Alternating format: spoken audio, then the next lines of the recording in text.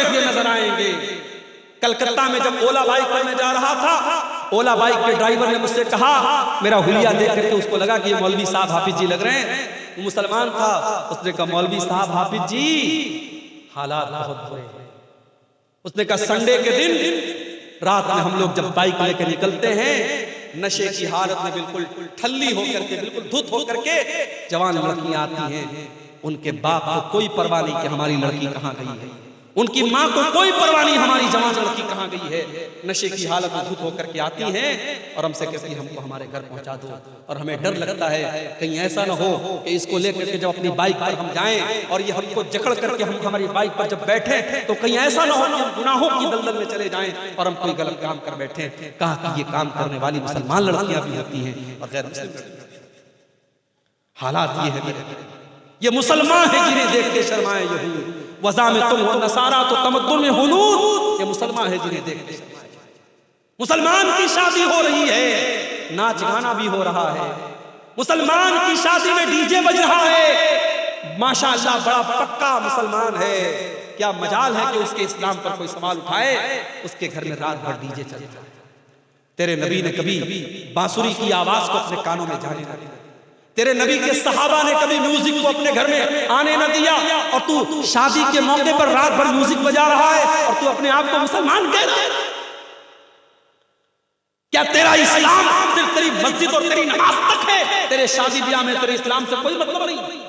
मैं कहता हूं उलमा पाबंदी लगा दें, जिसके घर में शादी में डीजे बजेगा, नाच गाना होगा, सारे उलमा मिलकर के ये तय कर ले उसके घर में हम निकाह नहीं पढ़ाएंगे, उसकी शादी में हम नहीं जाएंगे। लोगों के दिमाग से जाए पढ़ाएं, खुद अपना निकाह पढ़ाएं। उलमा मना करते हम ऐसी शादियां नहीं। शादी हमारी कैसी हो रही है? माशाअल्लाह बाप के चेहरे पर शरई दाढ़ी है, माथे पर सज्जे का निशान है। शादी में अपनी जवान बेटी को लेके गया, कार से निकला, जवान बेटी साड़ी पहन करके और गाउन पहन करके निकली है। उसका पूरा आधा शरीर ढका है और आधा शरीर नजर आ रहा है और सारे लोग उसकी लड़की को देख रहे हैं और बाप को कोई फर्क नहीं पड़ता है। साफ फैशन का जमाना है। शादी के मौके पर मेरी लड़की तो हूर बन के आई है, मेरी लड़की जो चाहे पहने, क्या फर्क पड़ता है? मुझे बताओ, क्या शादी के मौके पर बेपर्दगी जायज हो गई, बेहयाई जायज हो गई? मैं कहता हूं वो लड़की जितनी गुनहगार है, वो लड़की जितनी गुनहगार है, उस लड़की का जवान बाप और उस लड़की की माँ, उस जवान लड़की का बाप और उस लड़की की माँ जिसने उसको वो कपड़ा ला के दिया है और वो कपड़ा पहनाया है और वो कपड़ा पहन करके अपने शरीर का प्रदर्शन करके जब वो लड़की शादी में गई है तो बाप भी बराबर गुनहगार होगा, माँ भी बराबर गुनहगार। अल्लाह के नबी फरमाते हैं, सलासुल्लाह यंजुरुल्लाहु अज़्ज़ा व जल्ल इलैहि यौमल क़ियामा। तीन लोग ऐसे हैं कि क़यामत के दिन अल्लाह ताला न तो उनकी तरफ देखेगा, न उनसे बातचीत करेगा, न उनको गुनाहों से पाको साफ करेगा। तीन लोग बड़े बदनसीब लोग होंगे। नंबर एक, अल-आक़ुल वालिदैहि, अपने माँ बाप को सताने वाला, अपने माँ बाप को तकलीफ पहुंचाने वाला, अपने माँ बाप से रिश्ता तोड़ने वाला। नंबर दो, वल मरअतुल मुतरज्जिला, मर्दों की नकल करने वाली, मर्दों की कॉपी करने वाली औरत। और नंबर तीन, अद्दयूसुल्लज़ी युक़िर्रु फी अहलिहिल खुबुस, वो दयूस आदमी, वो बेगैरत आदमी, वो बेशरम आदमी जिसके घर की बहू बेटी बेहयाई का काम करे और उसको कोई फर्क न पड़े। मेरे भाई, मर्दों के वो अकबर इलाहाबादी का शेर है ना, बेपर्दा नजर आई कल जो चंद बीबियां, बेपर्दा नजर आई कल जो चंद बीबियां, अकबर जमीन गैरत कौमी से गड़ गया।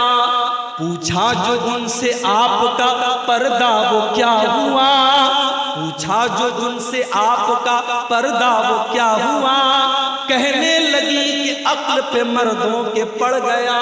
ये मर्दों की अक्ल पे पर्दा पड़ा है। आज तो शादियों में कुर्सी पर भी औरतों से ज्यादा पर्दे में तो कुर्सी रहती है, कुर्सी बेचारी पूरी कवर्ड रहती है और उस शादी में आने वाली लड़कियां और औरतें, उनके शरीर नजर आते रहते हैं। और ये शादी किसकी होती है? मुसलमान की शादी होती है।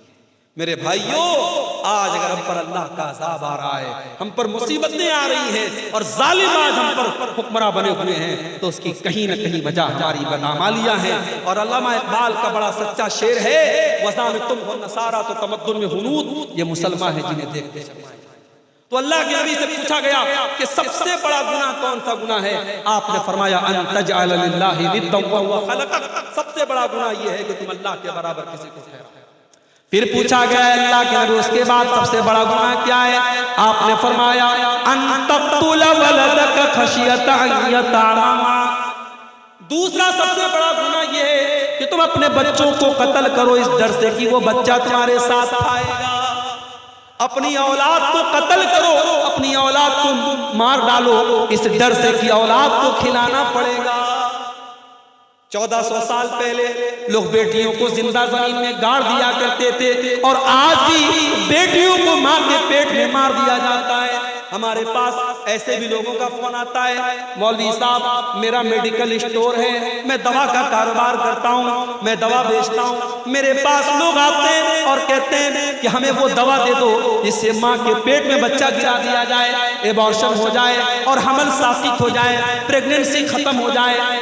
मौलवी साहब हम तो मेडिकल स्टोर का काम करते हैं, हम तो दवा को बेचने का काम करते हैं, अगर वो दवा हम देते हैं तो क्या हमको गुनाह पड़ेगा? मैंने कहा बिल्कुल गुनाह पड़ेगा, इसलिए कि कुरान कहता है तावनु अलल बिर्रि वत तक़वा वला तावनु अलल इस्मि वल उद्वान। कुरान कहता है गुनाह के काम में और गलत काम में एक दूसरे का सपोर्ट मत करो। अगर आप दवा का कारोबार करते हैं और आप वो दवा बेचते हैं इससे माँ के पेट में हमल साकित होता है, उस बच्चे के कत्ल में आप भी भागीदार बन जाएंगे, उसमें आप भी शरीक हो जाएंगे। मैंने कहा कतई ऐसा काम मत कीजिए और उसूल समझ लो, उसूल समझ लो, कलिया चकवा लो। जो चीज गलत है, गलत चीज का कारोबार करना भी गलत है। जो चीज हराम है, हराम चीज का बिजनेस करना भी हराम है। जो चीज नाजायज है उसका कारोबार करना और उसका काम करना, उसको दुकान पर सेल करना और उसको बनाने में सपोर्ट करना भी गलत है और इसमें कोई इख्तिलाफ नहीं है। सारे उलमा का ये मुत्तफ़िक़ा फतवा है। जाओ ये इदारे से फतवा ले लो। अगर आप किसी चीज के बारे में शरीयत की नजर में आप ये मानते हैं कि ये चीज गलत है और फिर आप उस चीज का कारोबार कर रहे हैं, उसका बिजनेस कर रहे हैं, आप अल्लाह के जवाब देना पड़ेगा, क्योंकि आपने हराम और नाजायज चीज का बिजनेस करके उसको प्रमोट किया है। और दलील इसकी कुरान की यही आयत है वला तावनु अलल इस्मि वल उद्वान, के गुनाह के काम में और गलत काम में हमें एक दूसरे का सपोर्ट नहीं करना है। तो बच्चे तो आज भी कत्ल हो रहे हैं, बच्चे तो आज भी कत्ल हो रहे हैं, कहीं माँ के पेट में कत्ल हो रहे हैं, कहीं हॉस्पिटल के बाहर आपको डस्टबिन में मरी पड़ी हुई बच्चियां मिल जाएंगी। और आज भी हमारी भारत सरकार ये नारा लगाती है बेटी बचाओ बेटी पढ़ाओ। आज 2023 और 2024 शुरू होने वाला है, तरक्की का जमाना है, हमारा भारत चंद्रयान हमारा चांद तक पहुंच गया है। आज के दौर में हमारी सरकार को नारा लगाना पड़ता है बेटी बचाओ बेटी पढ़ाओ। क्यों? क्योंकि सरकार का ये डाटा है, ये गवर्नमेंट का डाटा है कि हर साल सैकड़ों बच्चियों को मां के पेट में मार दिया जाता है। अल्लाह के नबी ने फरमाया शिर्क के बाद दूसरा सबसे बड़ा गुनाह यही है कि इंसान अपनी औलाद को कत्ल कर दे, ये सोच करके कत्ल कर दे कि बेटी पैदा होगी उसकी शादी कैसे करेंगे, उसको कैसे पढ़ाएंगे, कैसे उसकी तालीम का इंतजाम करेंगे। मेरे भाई ये दिमाग से निकाल दीजिए कि औलाद को आप खिलाते हैं, ये दिमाग से निकाल दीजिए कि बीवी को आप खिलाते हैं। कभी गौर करना, जब शादी नहीं हुई थी तब कितना कमाते थे, शादी के बाद कितना कमा रहे हो और बच्चे होने के बाद कितना कमा रहे हो। जब बीवी आती है शादी के बाद उसके मुकद्दर की रोजी भी अल्लाह तुमको देता है, और जब बच्चा घर में आता है उसका मुकद्दर भी अल्लाह आपको देता है। कभी ये मत समझो कि अपने बच्चों को हम खिलाते हैं, हम और आप नहीं खिलाते, अल्लाह खिलाता है। ये अलग बात है किसी की महीने की आमदनी 10 लाख रुपये है, किसी की 10,000 रुपये है और कोई बेचारा बड़ी मुश्किल से अपना गुजर बसर कर रहा है, मगर अल्लाह ताला सबको खिला रहा है, सबको पिला रहा है। औलाद को कत्ल मत करो मेरे भाई, औलाद की हत्या करना ये बहुत बड़ा पाप है। फिर पूछा गया अल्लाह के नबी उसके बाद तीसरा सबसे बड़ा गुनाह क्या है? आपने फरमाया अंतुज़ानिया हलीलत जारिक, अपने पड़ोसी की बीवी के साथ ज़िना करना। जिना तो किसी के साथ भी हराम है, लेकिन पड़ोसी की बीवी का नाम क्यों लिया अल्लाह के नबी ने? क्योंकि पड़ोसी पर पड़ोसी विश्वास करता है, पड़ोसी पर पड़ोसी भरोसा करता है। पड़ोसी घर को बंद करके जाता है तो पड़ोसी से बोल के जाता है मेरे घर की रक्षा करना, मेरे घर की हिफाजत करना। पड़ोसी का बड़ा हक होता है मेरे भाई। अगर पड़ोसी की बीवी के साथ और पड़ोसी की बेटी के साथ और पड़ोसी की बहन के साथ अगर कोई ज़िना कर रहा है तो ये गुनाह पर गुनाह है, ये बहुत बड़ा गुनाह है। अल्लाह के नबी ने इसको तीसरा सबसे बड़ा गुनाह करार दिया। आज जो हालात मेरे सामने हैं मेरे भाई, जो हालात हम देख रहे हैं, आज माशरे में शादी को बहुत मुश्किल बना दिया गया। आपके इसी कलियाचक के इलाके में जहां अल्हम्दुलिल्लाह अहले हदीसों की बहुत बड़ी बस्ती है, पूरा इलाका अहले हदीसों का इलाका है। जुमा की नमाज में आ जाओ, 2-2 हजार 2,500 हजार नमाजी भरे रहते, इतनी बड़ी बड़ी मस्जिदें हैं आपके इलाके में। लेकिन इस इलाके में जब हम आते हैं और लोग कहते हैं मौलवी साहब हमारे यहाँ लेन देन बहुत चलता है, शादी में थोड़ा बोल दीजिए, बड़ी डिमांड की जाती है, थोड़ा इस पर भी बोल दीजिएगा। मैंने पूछा गरीब बाप अपनी लड़की की शादी कैसे करता है? तो किसी ने कहा मौलवी साहब गरीब आदमी या तो बैंक से लोन लेता है या घर बेच देता है। मेरे भाइयों, आज हमने बेटियों को इतना बड़ा बोझ बना दिया कि बेटी की शादी करने के लिए बाप को अपना घर बेचना पड़ता है और बाप को ब्याज पर बैंक से लोन लेना पड़ता है। पूरी इस्लामी तारीख में और पूरे इतिहास में बेटी इतनी बोझ नहीं बनी थी जितना बड़ा बोझ आज हमने बेटी को बना दिया है।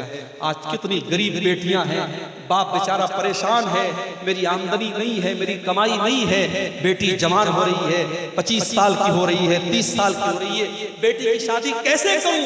आज कितने बाप हैं जो बेचारे वक्त के पहले बूढ़े हो रहे हैं, बाल उनके सफेद हो रहे हैं, चेहरे पर झुर्रियां पड़ गई हैं, बेटी की जवानी ने उनकी चिंता की लकीरों को बढ़ा दिया है। मेरे भाइयों, अल्लाह के वास्ते होश के नाम लो, अल्लाह के वास्ते होश के नाम लो।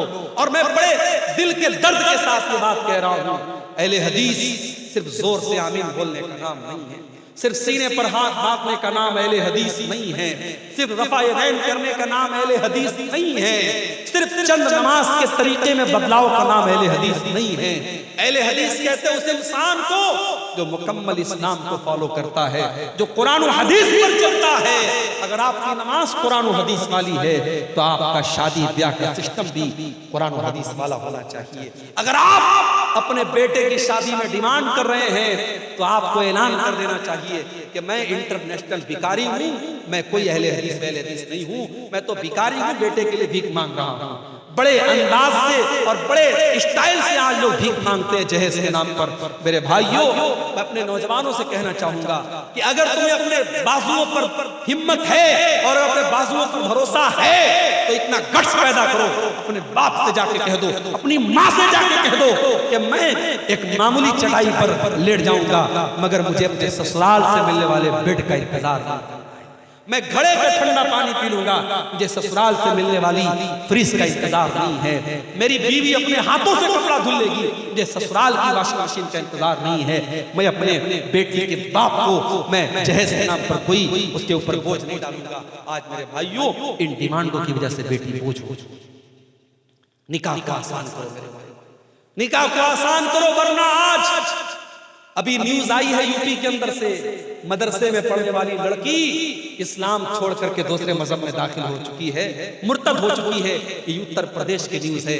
आज उत्तर प्रदेश से लेकर बंगाल तक कितनी मुसलमान लड़कियां हैं जो इस्लाम को छोड़ रही हैं, मुर्तद हो रही हैं, दीन इस्लाम को छोड़ करके दूसरे मजहब में दाखिल हो रही हैं।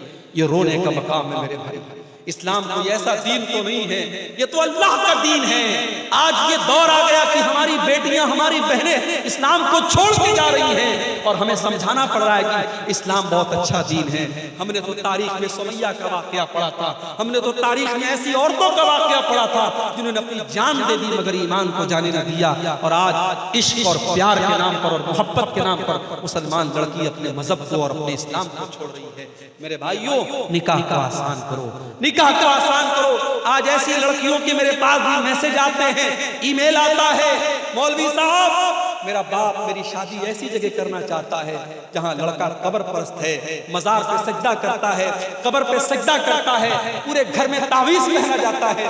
मौलवी साहब मैं ऐसे घर में शादी नहीं करना चाहती हूँ। मैंने अपने बाप से कहा कि मेरी शादी फलां के साथ कर दीजिए, वो लड़का नेक है, दीनदार है और कुरान और हदीस पर चलने वाला है, लेकिन मेरा बाप तैयार नहीं है। कान खोल करके सुन लो, अगर लड़की की शादी उसके वली की इजाजत के बगैर जायज नहीं है तो लड़की की शादी जबरदस्ती करना भी जायज है। जबरदस्ती अगर आप अपनी लड़की की शादी उसकी मर्जी के बगैर गलत जगह कर रहे हैं तो ये भी जायज नहीं है। लड़की की इजाजत भी जरूरी है। अगर लड़की की शादी में उसके गार्जियन का तैयार होना और उसके वली का राजी होना जरूरी है तो लड़की की रजामंदी भी जरूरी है। आप जबरदस्ती अगर लड़की की शादी करते हैं तो इस्लाम की नजर में ये निकाह भी वैलिड नहीं है, सही नहीं है। इसलिए मेरे भाई थोड़े से इस मामले में समझदारी से काम लीजिए। अगर लड़की किसी लड़के के साथ शादी करने को बोल रही है या लड़का किसी लड़की के साथ शादी करने को बोल रहा है और वो रिश्ता सही है, दीन के एतबार से कोई खराबी नहीं है, तो माँ बाप जिद न करें और निकाह कर दें ताकि आइंदा जिंदगी में वो लड़का या लड़की कोई ऐसा कदम न उठाए जिससे पूरे खानदान की इज्जत पर धब्बा लगे। इस मामले में हमें समझदारी से काम लेना पड़ेगा। अल्लाह के प्यारे नबी फरमाते हैं इज़ा खतब इलैकुम मिम्मन तर्ज़ौना दीनहु व खुल्क़हु, जब तुम्हारी लड़कियों के लिए ऐसा रिश्ता है, लड़का दीनदार है और लड़का अच्छे अखलाक वाला है, फज़व्विजूहु, तो तुम अपनी लड़कियों की शादी ऐसे लड़कों से कर दो। अगर ऐसा नहीं करोगे तकुन फितनतुन फिल अर्दि व फसादुन अरीज़, तो जमीन के अंदर फसाद फैलेगा और फितना फैलेगा। तो मेरे भाइयों अगर हमें ज़िनाकारी को रोकना है तो हमें निकाह को आसान करना।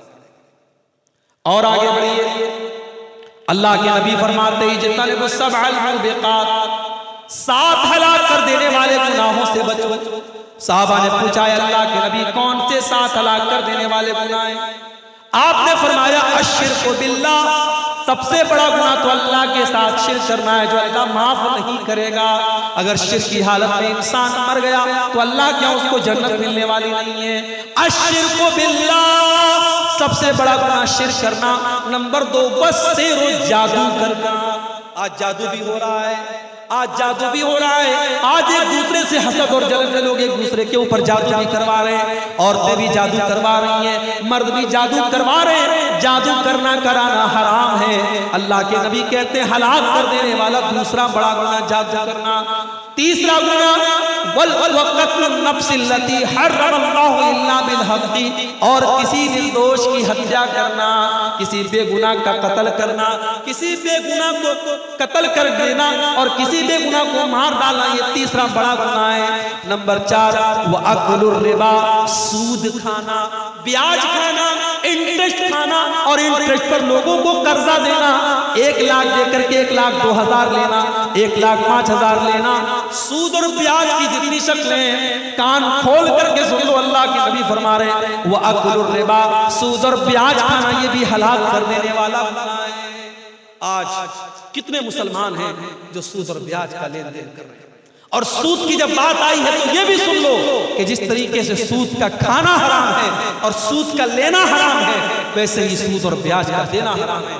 आज बंधन बैंक के नाम पर और बंधन लोन के नाम पर आज घर घर औरतों के नाम पे लोग लोन ले रहे हैं और ब्याज पर पैसा ले रहे हैं। याद रखो अल्लाह के नबी ने ब्याज खाने वाले, ब्याज खिलाने वाले, ब्याज को लिखने वाले, ब्याज की गवाही देने वाले, सब पर अल्लाह के नबी ने लानत की और आपने फरमाया सब बराबर हैं। इसलिए ब्याज के खाने खिलाने वाले कान खोल करके सुन ले, हलाक कर देने वाले गुनाहों में चौथा गुनाह अल्लाह के नबी ने फरमाया वो अकुलुर रिबा, सूद खाना। नंबर 5 वो अकुलु मालिल यतीम, और यतीम का माल खाना, ये भी बहुत बड़ा गुनाह है। जो बच्चा यतीम हो गया, जो बच्चा अनाथ हो गया, जिसका बाप मर गया, उसको तो सहारे की जरूरत है। हो सके तो उसके काम आ जाओ, हो सके तो उसकी मदद कर दो, हो सके तो उसका सहारा बन जाओ। लेकिन कुछ बड़े बेरहम लोग होते हैं जो यतीम का माल भी हड़प जाते हैं। कान खोल करके ऐसे लोग सुन ले, यतीम का माल खाने वाला अपने पेट में जहन्नम की आग भर रहा है। अल्लाह ने फरमाया इन्नल्लज़ीना याकुलूना अमवालल यतामा ज़ुल्मन इन्नमा याकुलूना फी बुतूनिहिम नारा। जो लोग यतीम का माल खाते हैं वो अपने पेट में जहन्नम की आग भर रहे हैं। यतीम का माल खाने वाला जहन्नम की आग भर रहा है। और अगली चीज फरमाया वतवल्ली यौमज़्ज़ाफ़ी, और जंग के मैदान में पीठ फेर के भाग जाना। जंग के मैदान में जो पीठ फेर के भाग जाए वो बहुत बड़ा गुनाह कर रहा है, हलाक कर देने वाला गुनाह कर रहा है। और सातवां गुनाह वक़ज़्फ़ुल मुहसनातिल गाफ़िलातिल मुमिनात,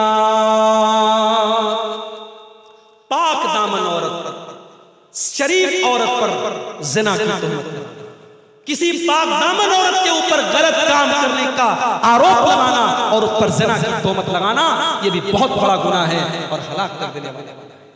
और आगे बढ़िए, रिश्वत का लेन देन भी बहुत ज्यादा हो रहा है। रिश्वत लेने वाला और रिश्वत देने वाला दोनों पर अल्लाह के नबी लानत फरमाते हैं। फरमाया लानल्लाहुर राशी वल मुर्तशी, रिश्वत लेने वाले के ऊपर भी अल्लाह की लानत हो और रिश्वत देने वाले के ऊपर भी अल्लाह की लानत हो।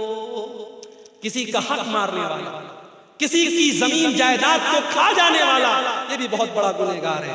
अल्लाह के नबी फरमाते हैं लतुअद्दुन्नल हुकूक इला अहलिहा यौमल क़ियामा, ओ लोगों, तुमने दुनिया में किसी का हक अगर ले लिया है तो उसका हक दे दो, वरना कयामत के दिन तुमको देना पड़ेगा। हत्ता युकादा लिशातिल जलहाई मिनशातिल करना, यहाँ तक कि अगर सींगदार बकरी ने बगैर सींग वाली बकरी के ऊपर जुल्म किया है, अगर सींग वाली बकरी ने बगैर सींग वाली बकरी को मारा है तो कयामत के दिन उस बकरी से भी क़िसास लिया जाएगा। किसी की जमीन और जायदाद को अगर हड़प लिया किसी ने तो अल्लाह के नबी फरमाते हैं इन्नमा अक़तउ लहू क़िताअतम मिनन नार, किसी की जमीन और जायदाद को हड़पने वाला और नाजायज कब्जा करने वाला वो जहन्नम की आग का टुकड़ा ले रहा है। वो ये न समझे मैं जमीन ले रहा हूँ, मैं जायदाद ले रहा हूँ, मैं प्रॉपर्टी ले रहा हूँ, वो जहन्नम की आग का टुकड़ा ले रहा है। इसी तरीके से शराब पीने वाला, जो शराब पीता है, और जब शराब की बात आई है तो कान खोल करके सुन लीजिए, जितनी चीजों के अंदर नशा है, चाहे वो सिगरेट की शक्ल में हो, चाहे वो गुटखे की शक्ल में हो, चाहे वो तंबाकू की शक्ल में हो, नशा और जितनी भी चीजें हैं, जितनी चीजों के अंदर नशा है वो तमाम की तमाम चीजें हराम है। अल्लाह के नबी ने शराब का भी नाम लिया, लेकिन अल्लाह के नबी ने दूसरी हदीस में फरमाया मा अस्कर कसीरुहु फकलीलुहु हराम, जो चीज ज्यादा खाने से नशा होता है वो थोड़ा सा खाना भी हराम है। और दूसरी हदीस में अल्लाह के नबी ने फरमाया कुल्लु मुस्किरिन खम्रुन, हर नशा वाली चीज शराब है। जिस चीज के अंदर नशा होता है, चाहे वो ड्रग्स की शक्ल में हो, चाहे वो हीरोइन की शक्ल में हो, चाहे वो चरस और गांजे और अफीम की शक्ल में हो, जिस चीज के अंदर नशा पैदा होता है उसका वही हुक्म है जो शराब का हुक्म है। कुल्लु मुस्किरिन खम्रुन व कुल्लु खम्रिन हराम, हर नशा वाली चीज शराब है और हर शराब हराम है। जो शराब पीता है, अल्लाह के नबी ने फरमाया मन शरीबल खमरा, जो शराब पीता है कयामत के दिन उसे जहन्नमियों के पीप और मवाद को पिलाया जाएगा। और शराब पीने वाले की 40 दिन तक की नमाज कबूल नहीं होती। इसी तरीके से मेरे भाइयों, नमाज छोड़ना भी बहुत बड़ा है। जो लोग नमाज नहीं पढ़ते, अब्दुल गफ्फार साहब की तकरीर बड़े शौक से सुनते हैं। मैं आता हूं कलियाचक में, बहुत सारे लोग कहते हैं शेख साहब पहली मर्तबा आपको डायरेक्ट सुन रहा हूं, अभी तक मोबाइल पर सुनता हूं। बड़ी मोहब्बत करते हैं आप, बड़े शौक से उलमा की तकरीरों को सुन रहे हैं, मगर पता चला कि नमाज की पाबंदी नहीं करते हैं। मेरे भाई, ये उलमा की मोहब्बत आपको काम न देगी। ये यूट्यूब पर 3-3 घंटे तकरीरें सुनना आपको काम न देगा अगर आपने नमाज की पाबंदी न की। इसलिए कि नमाज छोड़ने वाला, नमाज को बर्बाद करने वाला और नमाज में लापरवाही करने वाला कौन है? अल्लाह ने फरमाया कुरान के 16वें पारे में फखलफ मिन बादिहिम खल्फुन अदाउस्सलाता वत्तबउश्शहवाति फसौफ यल्कौना गय्या। नमाज को बर्बाद करने वाले वो लोग हैं जो नालायक लोग हैं, जहन्नम में जाने वाले लोग हैं, वो नमाज को बर्बाद करते हैं। मेरे भाई, जिस नबी से हम मोहब्बत करते हैं, जिस नबी का हम कलमा पढ़ते हैं, उस नबी को नमाज से बड़ी मोहब्बत थी। अल्लाह के नबी जब टेंशन में होते थे, हजरत बिलाल से कहते थे या बिलाल अरिहना बिस्सलाह, ऐ बिलाल जल्दी से अज़ान दे दो और नमाज के जरिए हमारे दिल को सुकून पहुंचाओ। और अल्लाह के नबी ने आखिरी वसीयत ये फरमाई, अपने इंतकाल के पहले आपने उम्मत को ये मैसेज दिया, अस्सलात अस्सलात, ऐ लोगों नमाज की पाबंदी करो और अपने गुलामों और लौंडियों का ख्याल रखो। मेरे भाई, नमाज को अगर आप बर्बाद करते हैं तो कयामत के दिन अल्लाह के नबी भी आपसे नाराज हो जाएंगे और अल्लाह भी आपसे नाराज हो जाएगा। इसलिए नमाज की पाबंदी करो और कयामत के दिन पहला सवाल नमाज के बारे में होगा। अल्लाह के नबी फरमाते हैं, इन्ना अव्वल मा युहासबु बिहिल अब्दु यौमल क़ियामति सलातुहु, कयामत के दिन पहला सवाल बंदे की नमाज के बारे में होगा। फ़इन सलुहत, अगर नमाज सही है, अगर नमाज का मामला सही है, फ़क़द अफ़लहा, तो इंसान कामयाब हो जाएगा। व इन फसदत, और अगर नमाज का मामला गड़बड़ है, फ़क़द खाब व खसिर, तो इंसान नाकाम हो जाएगा। नमाज का छोड़ने वाला भी बहुत बड़ा गुनाहगार है। और एक आखिरी हदीस सुना करके बात खत्म करता हूं, हमारी माँ बहनों से रिलेटेड ये हदीस है, इसको भी आप सुन लें। ये सही मुस्लिम के अंदर ये हदीस मौजूद है। अल्लाह के नबी फरमाते हैं कि मैं अपने उम्मत के दो लोगों को जानता हूं, सिनफान मिन अहलिन नार लम अरहुमा, दो किस्म के लोग जहन्नम में जाएंगे, उनको मैंने अभी नहीं देखा है, यानी वो बाद में आएंगे, वो कयामत के पहले आएंगे, वो कयामत के करीब वाले दौर में आएंगे। नंबर 1, कौमुन माहुम सियातुन कअज़नाबिल बकर यज़रिबून बिहन्नास, ऐसे लोग आएंगे जिनके हाथ में गाय की दुम की तरह कोड़े होंगे और वो कोड़ों से लोगों को मारेंगे, अत्याचार करेंगे, जुल्म करेंगे, वो अपने पावर का गलत इस्तेमाल करेंगे, वो अपनी ताकत का गलत इस्तेमाल करेंगे। हर वो इंसान वो जो जुल्म करता है, जो लोगों पर अत्याचार करता है, वो इस हदीस के अंदर शामिल है। आपने फरमाया ऐसे जालिम लोग जहन्नम की आग में जलेंगे। कभी किसी पर जुल्म मत करो मेरे भाई। अगर अल्लाह ने आपको पावरफुल बनाया है, दौलत वाला बनाया है, अपनी दौलत का गलत इस्तेमाल मत करो, अपने पावर का गलत इस्तेमाल मत करो। याद रखो, जिस पर जुल्म करोगे, अगर उसके मुंह से बद्दुआ की आवाज निकली तो अल्लाह के नबी फरमाते हैं कि मजलूम की बद्दुआ के दरमियान और अल्लाह के दरमियान कोई रुकावट नहीं है, उसकी बद्दुआ डायरेक्ट अल्लाह के पास जाती है। और मजलूम ने अगर बद्दुआ कर दी तो आपका काम तमाम हो जाएगा, बर्बाद हो जाएंगे आप। इसलिए किसी पर कभी जुल्म मत करना मेरे भाई। तो ये पहली कैटेगरी के लोग हैं जो जहन्नम में जाएंगे। और दूसरी कैटेगरी कौन होगी? फरमाया वनिसाउन कासियातुन आरियातुन मुमीलातुन माइलातुन, ऐसी औरतें जो कपड़ा पहनने के बावजूद नंगी होंगी, कपड़ा पहनने के बावजूद नंगी होंगी, यानी उनका ड्रेस ऐसा होगा, उनका कपड़ा ऐसा होगा जो उनके शरीर को प्रदर्शित करेगा, उनकी बॉडी को एक्सपोज करेगा, वो अपने जिस्म को नजर दिखाएंगी, अपने शरीर का प्रदर्शन करेंगी। कासियातिन आरियातिन, कपड़ा पहनने के बावजूद नंगी होंगी। आज कहने की जरूरत नहीं है कि आज मुसलमानों के घरों में ऐसे कपड़े पहने, पूरा कपड़ा नेट का कपड़ा है, पूरी आस्तीन नजर आ रही है, पूरी बैकलेस आज जो है कपड़े पहने जा रहे हैं, पूरी पीठ नजर आ रही है, पेट नजर आ रहा है, पूरा शरीर नजर आ रहा है, कपड़ा पहनने के बावजूद वो औरत नंगी है। और मुसलमानों के घरों में ऐसे कपड़े पहने जा रहे हैं। आपने फरमाया मुमीलातुन माइलातुन, ऐसी औरतें जब चलती हैं उनकी चाल के अंदर भी बेहयाई होती है, वो अपनी चाल के जरिए दूसरों को आकर्षित करती हैं। वो शर्मा शर्मा के नहीं चलती, वो तो इतरा इतरा के चलती हैं, वो तो बेहया और फाहिशा औरतों की तरह चलती हैं। माइलातिन, और खुद को उन बेहया लोगों की तरफ माइल होती हैं, उनकी चाल भी बेहया औरतों की तरह होती है और वो गैर मर्दों की तरफ आकर्षित होती है। आपने फरमाया रुऊसुहुन्ना कास्निमतिल बुख्तिल माइला, उनका हेयर स्टाइल ऐसा होगा जैसे ऊंट का कुहान होता है। इंटरनेट पे जाके देख लेना ऊंट के कुहान वाला हेयर स्टाइल कैसा होता है। अगर आपके घर की बहन बेटी ऐसा हेयर स्टाइल बनाती है जो ऊंट के कुहान की तरह है, तो अपने घर की बहन बेटियों को मना कर देना। ये जहन्नमी औरत की निशानी बताई गई। रुऊसुहुन्ना कास्निमतिल बुख्तिल माइला, ऊंट के कुहान की तरह उनके बालों का जुड़ा होगा, उनका हेयर स्टाइल होगा। आजकल मेकअप के नाम पे क्या क्या होता है। अभी मेरी अहलिया एक दिन बता रही थी कि आजकल कोई वो होंठ में कोई इंजेक्शन लगा करके होंठ को मोटा करता है। यानी ये क्या क्या हो रहा है।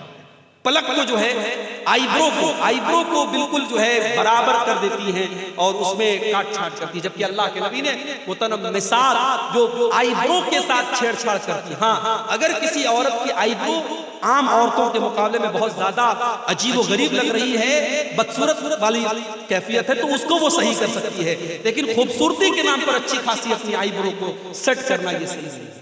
और होठ के अंदर इंजेक्शन लगा के होठ को मोटा करना ये हराम है मेरी माँ और बहन।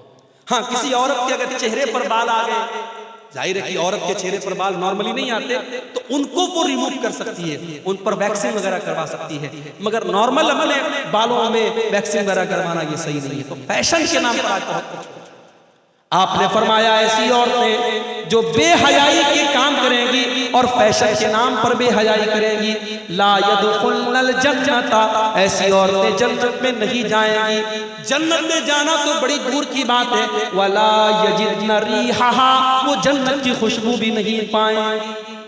इसलिए हमारी माँ और बहनें इस हदीस को सुनने के बाद अपनी इस्लाह कर लें, अपने लिबास और अपनी ड्रेस को सही कर लें। और आखिर में मैं यही कहना चाहूंगा मेरे भाई कि एक औरत का जन्नत में जाना ज्यादा आसान है। आज तक आपने ये सुना होगा औरतें जहन्नम में ज्यादा जाएंगी, मगर मैं आपको तरीका बता रहा हूं, औरतें 4 काम कर ले तो जन्नत में चली जाएंगी। औरतों का जन्नत में जाना मर्दों के मुकाबले में आसान है। औरतों को जिहाद के मैदान में नहीं जाना है, औरतों को जंग के मैदान में जाके लड़ना नहीं है। बहुत सारे काम जो मर्दों के जिम्मे डाले गए वो औरत को नहीं करना है, और सिर्फ 4 काम कर ले वो जन्नत में। अय्युम इम्राअतिन सल्लत खम्सहा व सामत शहरहा व अताअत ज़ौजहा व अहसनत फरजहा दखलत मिन अय्यि अब्वाबिल जन्नति शाअत। आपने फरमाया जो औरत 4 काम कर ले, 5 टाइम की नमाज की पाबंदी करे, रमजान का रोजा रखे और अपने शौहर की इताअत और खिदमत करे। यहाँ पर एक बात मैं बता दूं, मियाँ बीवी का रिश्ता ये गुलाम और नौकर का रिश्ता नहीं है, ये आका और नौकर का रिश्ता नहीं है। अगर शौहर ये समझता है बीवी मेरी लौंडी है, बीवी मेरी नौकरानी है, तो वो भी गलत है। और अगर बीवी ये समझती है कि शौहर मेरे इशारे पर नाचे तो ये भी गलत है। शौहर और बीवी का रिश्ता मोहब्बत का रिश्ता है, लेकिन घर का और परिवार का मुखिया मर्द है, इसलिए बीवी को चाहिए कि शौहर की बात माने। हाँ, अगर शौहर की गलत बात है, नाजायज बात है, तो बीवी को नहीं मानना है, लेकिन जो सही बात है वो बीवी को मानना है। वह अताअत ज़ौजहा, अपने शौहर की इताअत करे, वह अहसनत फरजहा, और अपनी शर्मगाह की हिफाजत करे, अपनी आबरू की हिफाजत करे, अपने आप को ज़िना से बचाए, अपने आप को बदकारी से बचाए। ये 4 काम जो औरत कर ले, अल्लाह के नबी फरमाते हैं दखलत मिन अय्यि अब्वाबिल जन्नति शाअत, ऐसी औरत जन्नत के जिस दरवाजे से चाहे जन्नत में चली जाए। तो ये चंद गुनाहों के ताल्लुक से मैंने आपके सामने मेरे भाइयों बात रखी है।